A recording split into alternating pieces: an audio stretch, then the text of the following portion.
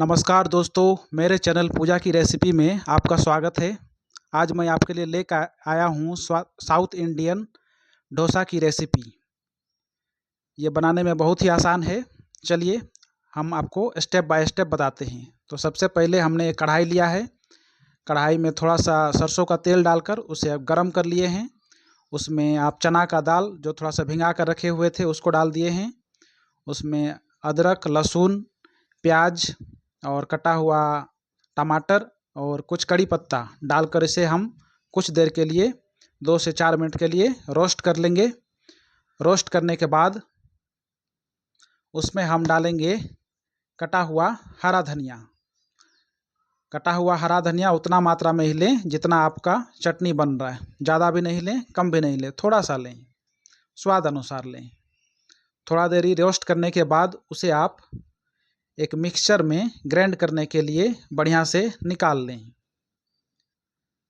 Mixture में grind करते समय आप इन बातों का ध्यान रखें कि ये पूरी तरह से प्लेन ना हो जाए, थोड़ा सा दरदरा उसे रखें। जिस तरह चटनी आप खाते हैं, चटनी बनाते हैं, उसी तरह। अब मिक्सचर को जब ग्राइंड कर रहे हैं तो उसमें आप थोड़ा सा भिंगा हुआ इमली और थोड़ा सा नमक स्वाद अनुसार, और आप उसमें डालिए थोड़ा सा कश्मीरी लाल मिर्च, जिससे आपको देखने में और खाने में भी चटनी बहुत ही अच्छा लगेगा।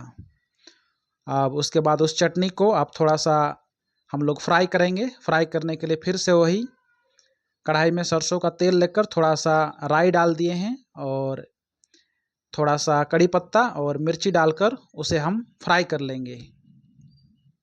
1 से 2 मिनट के लिए आप उसको चलाते रहिए, फ्राई कीजिए, ताकि आपका कढ़ाई में ये चिपके नहीं। कढ़ाई में चिपक सकता है, इसीलिए आप इसे सावधानी से आराम से चलाते रहें, छोड़े नहीं। उसके बाद 1 से 2 मिनट के बाद आप उसे निकाल लें। ये आपका चटनी बनकर अब तैयार है। चटनी में आप थोड़ा सा इसमें अब डाल सकते हैं। ये देखिए ये कितना अच्छा लग रहा है देखने में, और उतनी ही अच्छा वो खाने में भी लगेगा। उस पर आप थोड़ा सा धनिया का पत्ता यूज़ कर सकते हैं। और चलिए अब हम लोग डोसा बनाते हैं, झटपट डोसा बनाते हैं। डोसा बनाने के लिए हम लोगों ने 3 कप चावल और उसमें 1 कप उड़द का दाल और थोड़ा सा मेथी का दाना लगभग 5 से 6 घंटा पहले हम लोग भिंगा कर रख दिए थे, और उसे हम लोग मिक्सी में पीस लिए थे। और पीसने के बाद उसे हम लोगों ने 5 से 6 घंटा के लिए बाहर छोड़ दिया था, फ्रिज में नहीं, फ्रिज से बाहर, उस बैटर को। और वही बैटर में आपका डोसा बढ़िया बनेगा। आप तुरंत अगर मिक्सी में पीसिएगा या फिर मशीन से पिसा कर लाइएगा तो वो बढ़िया नहीं बनेगा। इसलिए आपको अच्छा बनाना है तो 5 से 6 घंटा के लिए उस बैटर को आपको छोड़ना पड़ेगा।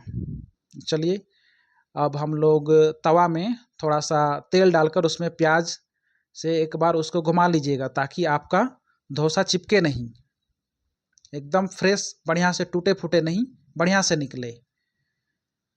उसके बाद उसको ऐसे पोंछ लीजिएगा कपड़ा से। फिर पोंछने के बाद उसमें फिर आप थोड़ा सा तेल डालकर अब आप उसमें डोसा बनाइए, ताकि आपका डोसा फ्रेश निकले, कहीं से टूटे फूटे नहीं। डोसा बनाने के लिए इस तरह आप उसमें बैटर डालिए और बैटर को आराम से फैला दीजिए पूरी तरफ,